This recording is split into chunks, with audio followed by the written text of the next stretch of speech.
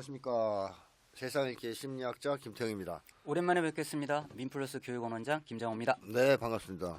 자, 근데 이 관심사 중에 하나가 관세 전쟁이 중국, 일본, 유럽 이런 쪽에는 어떤 영향을 미칠까? 예. 그런 것도 이제 관심사인데요. 일단 뭐 전반적으로 안 좋은 영향을 미치겠지만 특히 각 나라별로 좀 분석을 해본다면요. 이제 중국이 이제 상당히 이제 힘들겠죠. 이렇게 막 고율 관세를 때린다든가 이렇게 되면 이제 미국의 수출이 떨어지고 네. 그다음에 생산 기지들 막 이전을 하고 이런 문제가 생길 텐데, 그러나 아까 말씀드린 것처럼 중국을 그렇게 관세 전쟁을 하더라도 중국이 만만하게 대응하지 않고 거의 보복 수준으로 맞대응하라는 게 있고, 생산 기지를 옮기려면 옮겨봐. 옮길 수 있어? 이런 중국이 미끄는 구석이 또 있는 거예요. 그러니까 배짱 부리고. 예, 공급망에 대한 이 워낙에 그 강력한 경쟁력을 갖고 있기 때문에, 그래서 양측면이 다 있어서 이게 만만한 문제는 아니다, 중국 문제도. 쉽지 그러나 않다. 예, 중국도 쉽지는 어려울 거다. 중국도. 예, 그러나 미국이 그렇다고 해서 만만한 상대를 가지고 있는 건 아니다. 그렇다고 뭐 미국 말을 순수히 들을 나라도 아니고요. 그렇죠. 현재로서. 예, 그래서 요 그 추이를 그 양상의 양측면을 우리가 다 봐야 됩니다. 하나만 보면 안 되고. 일본도 마찬가지예요. 일본도 그래요? 일본은 뭐냐면 이제 관세를 올리잖아요. 관세를 올리면은 안전자산하면 일단 금. 그다음에 이제 달러, 이렇게 강달러. 또 하나는 엔화도 안전자산이에요. 그래요? 예. 그럼 이제 엔화가 안전자산이 된다는 건 엔화 가치가 올라갈 거 아닙니까? 엔화 가치가 올라가면 어떤 문제가 됐냐면 상당히 많은 엔화 자본이 미국에 가 있어요, 지금. 근데 이게 빠져나오는 거잖아요, 엔화 가치가 올라가면. 그래서 이제 일본이 금리를 올린다고 할 때 이제 옐런이 너 금리 함부로, 이 얘기가 뭐냐면 엔캐리 청산. 그래가지고 이제 미국에 들어간 자본이 빠지면서 미국 일본으로 경제가 빠질까 추락할 봐. 수 있는 이것 때문에 굉장히 긴장이 돼 있거든요. 그래서 이 관세 전쟁과 관련해 가지고 이게 일본에 주는 영향도 양측면이 있는 거예요. 무조건 미국이 이건 아니다. 일본은 일본대로 한편으로는 엔화를 떨어뜨려 갖고 대미 수출을 좀 높여봐는 것도 있고, 다른 한편은 안전자산 선호니까 엔화가 올라가는 이 양측면을 또 잘 보고, 이게 이제 거꾸로 미국의 엔캐리 청산으로 타격을 줄 수 있는 그런 측면을 동시에 보면 되고요. 답이 없는 데가 이제 유럽이죠. 유럽이요. 얘들이 제일 불쌍해요. 러우 전쟁에서도 박살났지. 예. 그다음에 만약에 자동차 같은데 이제 아까 말씀드린 것처럼, 야 저기 그 포드 자동차 저기 들어가는데 저기 너네 그 관세 10%에다가 부가세까지 해서 30% 때린다고? 우리는 저기 2.9%밖에 안 때리는데? 그래갖고 이제 이러니까 지금 그 유럽의 애들이 그 난리가 나가지고 지금 이제 미국에 찾아갔어요. 갖고 우리 그 관세 그 저기 뭐야 좀 올릴게. 올릴게 10%로. 근데 그런다고 이게 해결될 문제가 아닌 거거든요. 그리고 막 가가지고 미국 너네도 픽업은, 미국 이제 픽업이 하는데 이제 유럽에서 들어오는 픽업은 관세를 25% 때려요. 그러니까 미국 시장 안에서는 자동차 중에 픽업은 완전 독점이잖아요. 그러니까 유럽에 못 들어오게 하는 거예요. 그런 것도 있잖아 하면서 하는데, 야 이게 뭐 요즘 그 우크라이나 처리하는 거 보세요. 그러니까요. 유럽은 완전히 완전히 뭐 이제 그 개무시 쉽게 얘기하면 요즘 말로 트럼프도야 뭐 니네들은 뭔데 까불지 마. 뭐 이제 거의 개무시합니다. 그래서 변수가 아닐 정도로 유럽은 심각해요. 그러니까 이 유럽 지도자들이 그동안 바이든 딸랑이를 했지 않습니까? 그렇죠. 그러니까 바이든 딸랑이를 한 걸 보면서 트럼프가 어떻게 생각했느냐? 저것들은 그쵸. 뭐야 소위 대들지도 못한다. 호구야. 저것들은 바이든한테 머리 설설거리면서 기어다니던 것들이 나 바이든보다 더 센 사람인데 어디 니네가 깔짝거려? 뭐 이런 입장이에요, 그죠? 이게 유럽이 사대주의를 하면서 미국을 추종한 대가를 치르고 있네요. 아주 참혹한 대가를 치르고 있다고 보시면 될 것 같습니다. 자, 그렇다면 이 관세 전쟁은 환율 전쟁으로 이어질 것이다. 이렇게 예측하는 분들이 있는데 어떻습니까? 그렇죠. 그러니까 이게 관세를 올리면 아무래도 수출을 하는데 이제 굉장히 어려울 거 아니에요? 네. 이제 관세를 올리게 되면 다른 나라가 어떻게 할까 이렇게 하다가 이제 자기네 돈 가치를, 환율을 올려가지고 자기네 돈 가치를 밑으로 떨어뜨려 버리면 이제 그 관세 올린 만큼 이게 이제 상쇄가 되잖아요. 그래서 멕시코 같은 경우 이제 25% 관세 때릴 거다 하니까 멕시코의 페소화가 뚝 떨어졌어요. 이미 그 얘기 하기도 전에 떨어졌어요. 그러니까 이제 이게 그 도루묵되는 거예요. 관세 효과 없다. 그 전에 중국도 이제 막 그 트럼프 일기 때 엄청난 관세를 때리니까 뭐 위안화를 이렇게 다운시켜 버리잖아요. 그래서 상쇄시키고. 그러니까 전반적으로 미국을 제한 다른 나라들이 어떻게 돼요? 환율을 밑으로 이렇게 내리는 거죠. 근데 문제는 여기에 틈새가 있는 게 뭐냐면, 보편 관세를 때리면 똑같아요. 철강 알루미늄 25% 똑같이 때리면 다 그냥 그만큼 떨어뜨려 갖고 가면 되는데, 이게 상호 관세를 하잖아요. 그럼 이게 이제 나라마다 갈라치기가 되는 거예요. 그러면 이제 어마어마한 환율 전쟁이 생기겠죠. 나라마다 예. 살기 위해서. 그렇죠. 이러면서 굉장히 그 환율 문제가 이제 복잡해질 가능성이 있고 이렇게 되면 이 환율을 가지고 무역 갈등들이 막 증폭이 되고 네. 이제 이런 문제에서 이제 상황이 복잡해집니다. 뭐 세상이 진짜 아수라장이 되는 시끄럽게 되는 거죠. 그런 상황이네요. 이게 결국 미국 경제에도 안 좋은 영향을 주는 거 아닙니까? 근데 결과적으로 결론적으로? 이제 그 미국 경제 안 좋게 될 텐데 여기 자료로 보면 그래서 이제 연합뉴스 이런 데서 이제 팩트 체크를 해봤는데 이제 트럼프가 그렇게 주장을 하는 거잖아요. 네. 이게 관세를 때려야 미국이 이익이 된다. 네. 그럼 정말 이제 이렇게 된 거예요. 근데 이게 이제 그럼 일기 때를 검증을 해보면 되잖아요. 그렇죠. 그럼 트럼프 일기 때 얼마나 그 중국이나 관세 전쟁 했어요? 예. 근데 무역 적자 해소가 안 됐어요. 오히려 나중에는 패배했다는 설이 있죠. 네. 중국과의 관계에서. 그러니까 과연 이게 무역 적자가 해소되는 효과가 있나 하는 데서 아직 검증된 게 없고. 그다음에 이제 또 하나는 뭐냐면 이 관세를 올리면 결국 물가가 오르잖아요. 그렇죠. 그럼 이제 인플레이션이 네. 지금 인플레이션 겨우 잡아가고 있는데 네. 다시 올라 버리는. 네. 그래서 실제로 미 연준의 관계자들이 실제로 이제 CPI 소비자 물가를 이제 작년 말에서 이제 올해 초 봤을 때 이게 이제 물가가 잡혔다고 보고 금리를 인하해야 되는데 그렇죠. 안 잡힌다고 보는 거예요. 그래서 현재 금리 인하가 동결된 상태잖아요. 그래서 이제 4.5 구간대 요게 멈춰 있다고요. 그리고 연말까지도 저기 뭐 파월이는 금리 인하는 안 될 것 같아. 이게 뭐냐면 인플레이션이 되살아난다.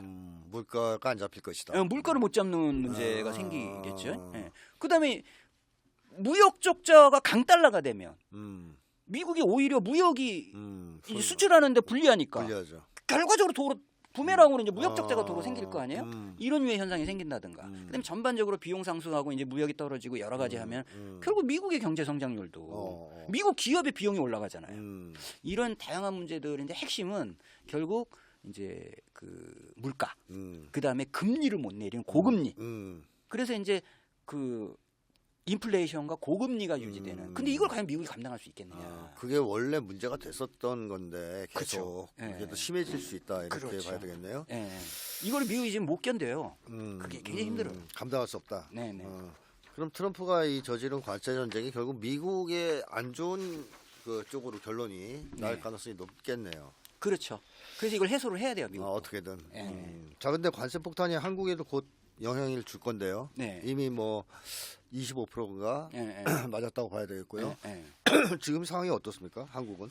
그러니까 지금 이제 철강하고 알루미늄은 이제 원래 1기 때는 네. 이제 철강은 25%, 알루미늄은 10%. 아까 이제 철강을 쿼터로 묶어갖고 축소해서 무관세를 했다 그랬잖아요. 네. 근데 이걸 이제 25% 이제 관세를 물어야 되는 상황인데 우리나라가 그 미국의 철강을 수출하는 나라 중에 이제 그 뭐 캐나다 이런 데가 한 25% 되고 우리나라가 한 9% 정도 돼요. 비중이 작은 게 아니에요.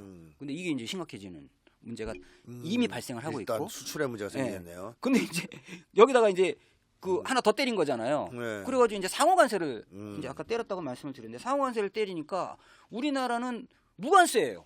그러니까 인도나 이런 데는 미국에 들어올 때 미국보다 관세를 이제 미국 물건이 인도 갈 때 9.5% 때린다. 이거는 이제 트럼프가 봐도 야 우리는 2.5% 너네 9% 말이 안 되잖아. 이거 되는데 우리는 FTA가 있기 때문에 관세가 별로 없어요. 거의 그럼 없다. 이제 우리나라는 괜찮겠지. 이제 이렇게 이제 생각할 수가 있잖아요. 네. 근데 그게 아니다 이거예요. 아니다. 예, 그럼 뭐냐면 여기에 대상에 뭐가 들어가냐? 비관세 장벽, 그것도 뭐. 보조금, 그런 규제. 거, 그런 거. 그다음에 우리나라 부가가치세가 있잖아요. 미국은 부가가치세가 없어요. 맞아요. 부가가치세. 부가가치세 이런 걸 이제 트집을 잡는 거예요. 그래서 이제 비관세 장벽도 본다. 예, 요게 하나가 있고 또 하나는 뭐가 있냐면은 우리나라가 무역 흑자국이잖아요. 네. 그러니까 이제 그 최상무익이나 이런 애들이 뭐라 그랬어요. 그 2022년에 그 저기 스페인 가가지고 마드리드 나토 정상회의 할 때 거기 그 경제수석으로 윤석열 쫓아가가지고 우리는 탈중국한다. 그럼 어디 미국하고 하면 된다 이랬단 말이에요. 이놈이. 그러니까 우리나라가 이제 미국의 이제 수출이 지금 흑자가 81조 정도 돼요. 한 8인가 그 정도 되거든요.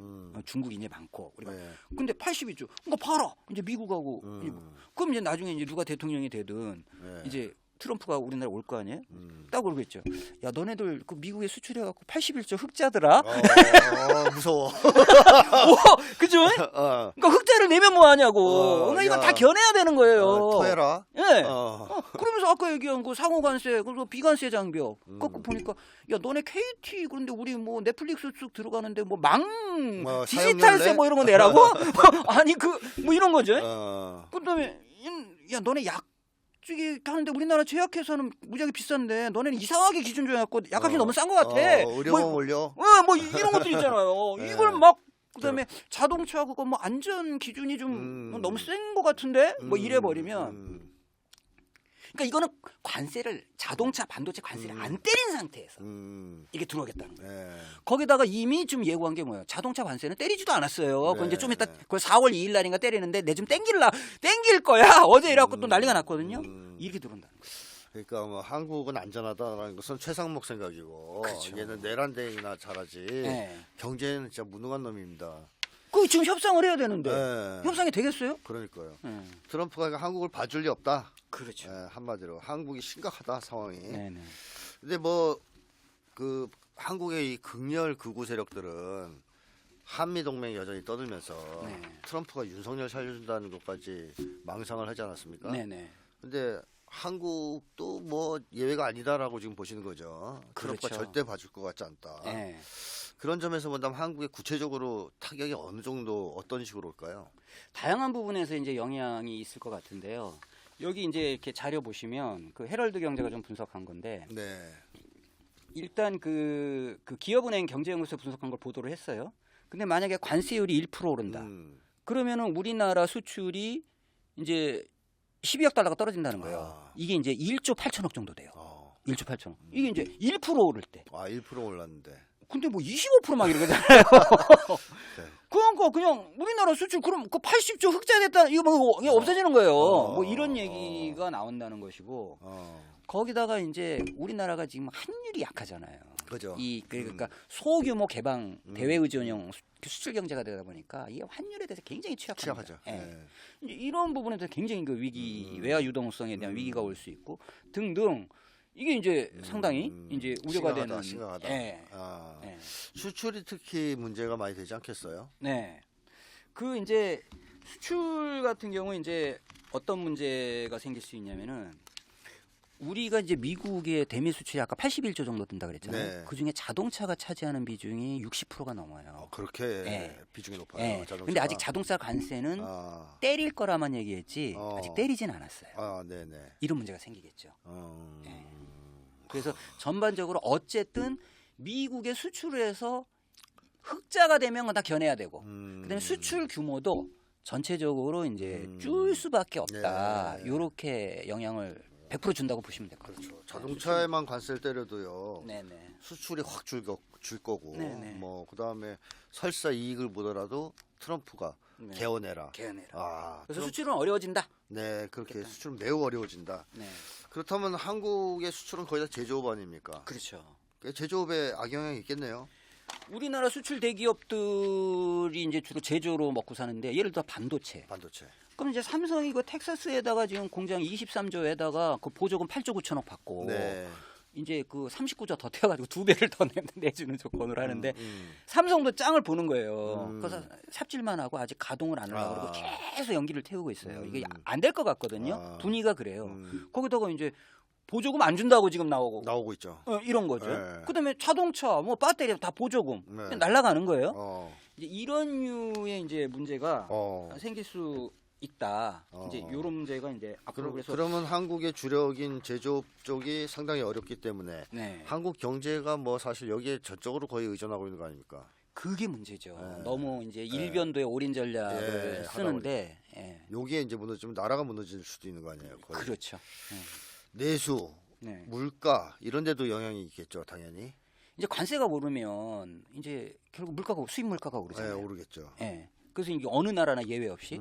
근데 이제 특히 이제 소비자 물가 이제 이런 게 이제 계속 이제 오르기 시작하는 문제가 발생을 해서 우리나라가 이제 소비자 물가 그럼 당연히 이제 소비가 위축되고 서민들 경제가 안 지금도 힘든데. 중소기업과 서민들이 지금도 물가가 장난 아니잖아요. 그렇죠. 근데 더 오른다는 거 아닙니까? 뭐 그러고 수입은 없고. 네. 야, 참 참담한데요. 앞으로 보는 그 상황이. 그렇습니다. 네, 이 관세 폭탄이 또 금융시장, 네. 주식시장에도 영향을 당해 줄 것 같은데요.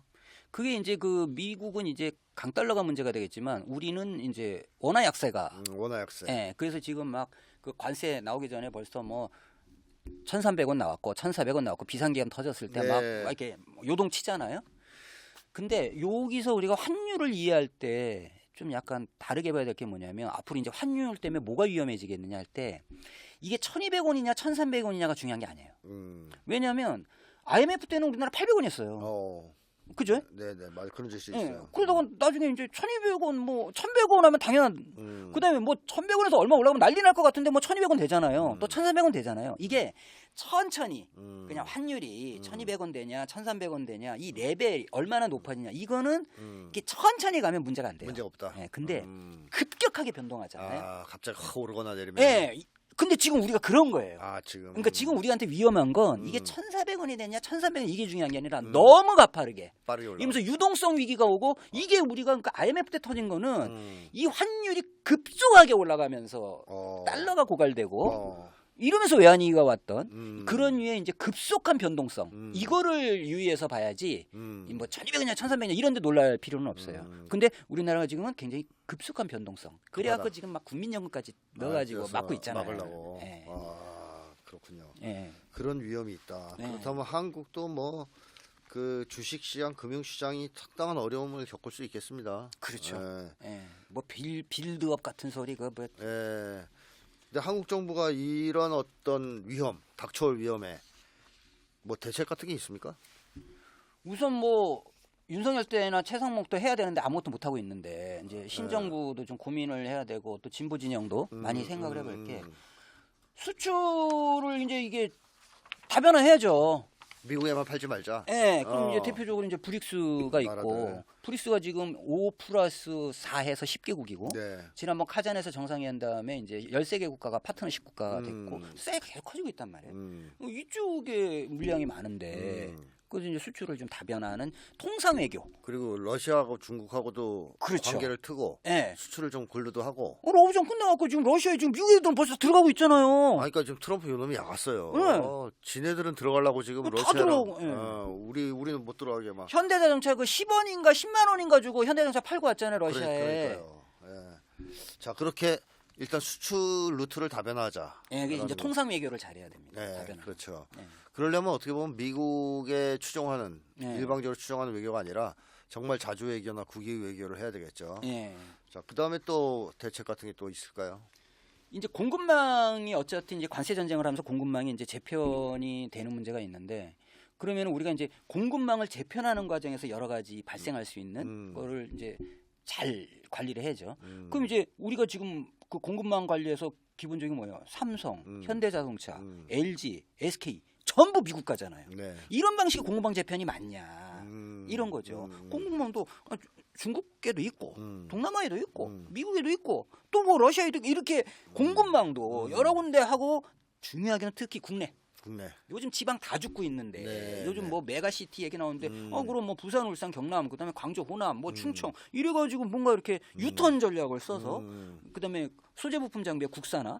그래서 이제 이 공급망을 다변화하고 국내도 유턴을 하고 네. 뭐 그다음에 국산화 전략도 좀 쓰고 이런 공급망 재편에서의 이 전략에 대한 굉장히 그 계획이 필요하다. 아주 세밀한 계획을 갖고 있지 네. 않고 그냥 미국 막 이래 갖고는 큰일 납니다. 큰일 난다. 예. 결국 정권 교체가 돼야 되는 상황이고요. 그렇죠. 반드시 그걸 하기 위해서라도. 이걸 하려면은 그리고 새로운 정부도 정말 비상한 각오로 경제 대책들을 세워야 될 것 같습니다. 자, 그러면 트럼프 정책인 뭐 이제 감세 정책, 관세 정책, 요게 뭐 필연적으로 인플레이션, 네. 고금리, 강달러 이런 걸 불러올 것 같은데 이게 다 미국 경제에 결국 부담이 되는 요소들이잖아요. 네네. 그럼 미국 경제가 어떻게 급격하게 안 좋아질 가능성이 있는 겁니까? 그래서 이제 트럼프도 알고 있고 사람들이 그걸 흔히 이제 예상하고 우려하는 있다, 게, 트럼프도. 흔히 이제 우려하는 게 이제 강달러, 고금리, 이제 물가 인플레이션 요 대목이란 말이에요. 근데 이거를 전에도 이제 막 그 애들 막 연준에다가 제발 금리 내려달라고 난리를 칠 정도로 못 견딘단 말이에요. 네. 그래서 이제 할 수 없이 지금 강달러를 용인할 수밖에 없는데 이제 그거를 이제 그 뭐 자세한 얘기는 뭐 그렇다 치고 그럼 이걸 이제 풀어야 된단 말이야. 이것을 풀려고 하는 트럼프식의 전략이 몇 개가 있어요. 아, 있어요. 그걸 우리가 이제 아직 실현은 안 됐는데 그럼 이제 트럼프 행정부가 무슨 전략을 세우려고 하고 있느냐? 첫 번째가 시엘가스 석유를 증산하는 거예요. 그래서 물가를 잡으려고 하는 거죠. 석유를 증산해서 팔아서. 예. 그러니까 이제 이게 이제 값싸게 이제 그래서 이제 전체적으로 공급을 늘리고 미국이 공급을 늘리면 전반적으로 유가가 떨어질 거 아니에요? 예. 그럼 이제 이 물가 인상 효과를 이제 상쇄하려고. 근데 문제는 뭐냐면 트럼프는 그 생각이 있는데 그래서 이제 드릴 베이비 드릴 팔아 이거예요. 그래서 그렇죠. 막 하는데 셰브론이라든가 이런 이제 미국의 유수의 석유 업체들이 우리는 감축할 거야. 왜냐면 이게 비용이 많이 들잖아요. 고정 비용이나 이런 게. 근데 한번 파놨다가 이게 이제 예측이 이게 불확실한 거예요. 불확실성이 실리잖아요. 안 팔리면 어쩔게요. 예. 그래서 이게 이제 미국 애들이 석유 증산을 한다는 게 트럼프는 그렇게 생각을 하지만 미국의 석유 기업들이 거기에 이제 뜩 들어갈 거냐 하는 거는 이제 또 봐야 되는. 안 하면 가서 때리는 거 아니야? 예. 뭐 하여튼 뭐 어떤 선에서 하겠죠. 근데 어쨌든 요런 대목에서 그 전략이 또 100% 맥힐 수는 있겠느냐 하지만 이게 카드로 하나 있기는 있어요. 트럼프가 생각하는 카드다. 그다음 또 하나가 뭐냐면 역환율 합의를 하는 거예요. 이걸 이제 그 마라라고 합의라고 이제 한번 나왔던 얘기인데 플라자 합의 아시죠? 네네. 그러니까 지금 환율 전쟁을 한다 그랬잖아요. 네. 그럼 이제 강달러를 약달러로 궁극적으로 바꿔야 돼요. 네. 강달러를 약달러로 바꾸려면 다른 나라들은 환율을 절하시켜 가지고 옛날 플라자 합의 때처럼 엔화 쫙 올리듯이 그걸 해야 되잖아요. 그 85년도에 미국이 일본 엔화하고 마르크와 그 저기 절상시키는 그 프라자 합의 할 때 그 프라자 합의 호텔 주인이 트럼프였어요. 트럼프예요? 예, 뉴욕에 그 기탱이 있는 그 호텔, 그 프라자 호텔이 그러니까 트럼프가 아는 거예요. 그때 그걸로 해서 살렸다. 그러면 다시 이제 그 제2의 플라자 합의 2.0을 만들기 위해서 말하라고 오라 이거야. 이번에는 플로리다. 그래서 사람들이 말하라고 합의를 만들려나? 그래서 이제 달러 약세를 하는 이제 합의의 강제. 이제 미국이 이제 이런 방식을 쓸 가능성이 있다는 게. 근데 그것 때문에 일본이 결국 그 경제가 완전히 내리막길을 걷게 된 거 아닙니까? 그렇죠. 프라자 합의로. 예. 그렇다면 트럼프가 그 말하라고 부를 주요한 나라들은 어디입니까? 이제 그 말 잘 듣는 나라. 나라들. 그러니까 그때처럼 막 막무가내로 못하죠. 상당히 그 중국하고 오라고 하면 중국 안 갈 거 아니에요. 그러니까요. 그래서 일본, 이제 뭐 한국, 뭐 유럽. 밥들 자기 밥 불러다 놓고선 그러니까 이게 전반적으로 미국이 지금 이제 관세 전쟁을 하는데 이게 충돌하기도 하고 내부 뭐 안 맞기도 하고 결과적으로 이제 후유증도 생겨하는데 이걸 그러면은 극복할 수 있는 몇 가지 카드가 있는데 이것도 쉽지 않은 거예요. 결국은 반발도 있겠고. 그래서 만만한 상황이 아닌 거다. 근데 어쨌든 트럼프의 기본 입장은 미국을 살리기 위해서 동맹이고 나발이고 간에 다 치워버리고 막 하고 있는 거죠. 뜯겠다. 너희들 희생해라. 우리 미국이 살아야 된다. 네. 이런 입장이네, 그죠? 근데 이게 이제 부메랑 효과가 미국한테도 있는 거죠. 그렇게 했다가는. 자기도 내상을 입는 거예요. 자, 그래서 뭐 어쨌든 사실 지금 트럼프가 하는 짓을 보면요, 뭐 미국은 제국주의 국가인데 여태까지 그래 왔는데 바이든이 좀 점잖게 이렇게 갈취했다면 트럼프는 그냥 깡패예요, 깡패. 그렇죠. 막 그냥 막 질러버리는 그냥 까불면 가만 안 둬, 뭐 이제 이런 식으로. 자, 그래서 트럼프 전략 지금까지의 전략을 이렇게 총정리해서 한번 요약해 보신다면 어떻게 보십니까? 이제 이번에 이제 트럼프의 전략이 거의 윤곽이 나온 것 같아요. 그래서 이걸 뭐라고 해야 되지? 뭐지? 이렇게 했는데 저는 이제 거의 확실성 있게 나올 거 다 나왔다. 그걸 저는 이제 크게 세 가지로 이렇게 하는데 하나는 이게 여기 이제 자료에 보시면 이게 뉴욕 포스트에 나온 아주 이게 돈노주의라고 돼 있잖아요. 돈노. 먼로주의의 로와 도널드 트럼프의 돈. 그럼 이게 뭐냐? 돈할 때 돈은 아니고 도널드. 저도 이제 돈할 때 돈인 줄 알았어요. 그러니까 도널드의. 그 이제 돈노 독트린이라고 그럼 이게 뭐냐면 미국 패권의 재구성 전략이다. 그러니까 이제 글로벌리스트들이 하고 있는 이 전지구적인 유일 패권에 대한 팽창적. 이게 이제 공화당 네오콘과 이제 민주주의의 자유주의적 개입 전략을 쓰는 얘네들의 연합체가 그렇죠. 지금 이제 글로벌리스트라고 우리 부르는 거잖아요. 이런 아주 묻지마 팽창주의 전략은 미국이 감당을 못한다고 트럼프는 보는 거고. 그러나 그렇다고 해서 이제 트럼프도 팽창을 안 하겠다는 게 아니라 하나도 안 먹을 수는 없다. 재구성, 재구성 전략. 그래서 이제 나온 게 이제 그린란드 먹을 거야. 그래서 그린란드. 이거 뭐 더 안 넣어. 캐나다 52번. 캐나다 먹을 거야. 가자. 뭐 파나마, 파나마 가자. 이번에 우크라이나도 아주 깨끗하게 러시아랑 갈라먹자 이 얘기잖아요. 유럽 너네 빼고 젤렌스키. 히터를 우리 거야. 네. 그러니까 이런 방식, 이거는 19세기 군사주의적 제국주의예요, 사실은. 근데 트럼프 재밌는 거는 네. 전쟁을 안 하고 먹겠다는 거예요. 그걸 너무 당연하게. 그래서 이게 미국 패권의 재구성 전략. 네. 그래서 돈노주의라는 게 윤곽이 나왔다 이제.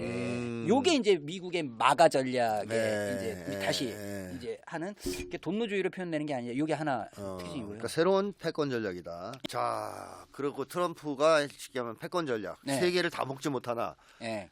먹을 확실하게 먹을 수 있는 데는 먹겠다. 확실하게 먹겠다. 히토리가 맛있을 겁니다. 그렇죠. 우크라이나 히토리와 식욕도 좋아요. 트럼프가 왕성하죠, 식욕이.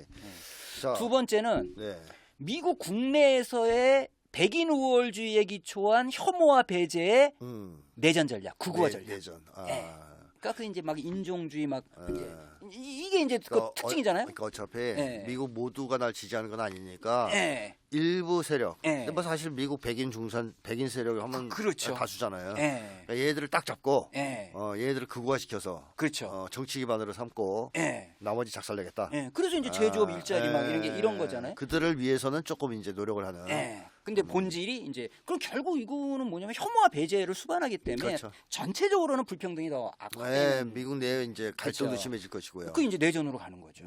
그래서 이제 피할 수 없는 내전을 만들고 있다. 지금 확대하고 있다. 이게 있고. 그다음에 이제 방법적인 측면, 이게 이제 두 번째 특징이고요. 방법적인 측면에서 미치광이 전략. 미치광이 전략. 그러니까 이게 무슨 이렇게 이제 굉장히 규칙화된 뭐 이런 이제 외교 무대에서 이런 게 없고, 그냥 기만, 협잡, 막 지르기, 허풍 떨기, 막 이런 거죠, 그냥. 근데 트럼프는 미치광이 전략을 굳이 안 써도 돼요. 그냥 미친 놈이에요. 그러니까 자기가 대로 행동하면 그게 미치광이 전략인 거죠. 그러니까 허를 찌르고 예측 불가능하게. 이번에 젤렌스키가 좀 한마디 했다고. 애를 그냥 너무 불쌍하게 그냥 막 독재자의 4%밖에 안 되는 게 뭐 와, 그러니까요. 살벌해요. 자, 트럼프. 그래서 그냥, 종합적으로 보면 약자에게 무자비하다. 그래, 무자비하죠. 약자. 그게 이제 대표인 게 EU. 그다음에 우크라이나. 그다음에 또 유명한 데가 있잖아요. 한국. 윤석열. 무자비하다. 무자비하죠. 그러니까 트럼프를 상대하려면 일단 나라가 강해야 되겠지만 그게 안 될 시에는 확고한 국민적 기반에 기초한 민족을 대표하는 국가의 이익을 수호하려고 하는 그런 애국자가 지도자가 돼야 된다. 그렇죠. 그래야 뭐 협상이 좀 되든 말든 그렇죠. 국익을 지킬 수 없어요. 있다. 윤석열 같은 애가 가면은 그냥 그 밥이죠. 야, 머리 박아. 그래서 빠따 때리면서 얼마 낼래? 뭐 너희 나라에 있는 거 뭐 있어? 다 내놔. 뭐 이런 사람이라는 거 아니에요, 지금 트럼프가. 지금 벌써 그걸 보여줬고. 참 심각한 상황입니다. 자, 그렇다면 한국에서 이러한 트럼프 행정부의 관세 전쟁 앞으로 뭐 계속할 것 같은데 여기에 대한 전략적 대응이 좀 필요할 것 같은데 그건 어떻게 보십니까? 그래서 이제 이게 트럼프가 보여지는 약자한테 이게 무자비하고 이게 잔혹하게 나오는 이 대목에 대해서 국민들이 다 볼 거기 때문에 거기에 대한 이제 저항성을 목소리를 높이는 게 우리한테 필요하고요.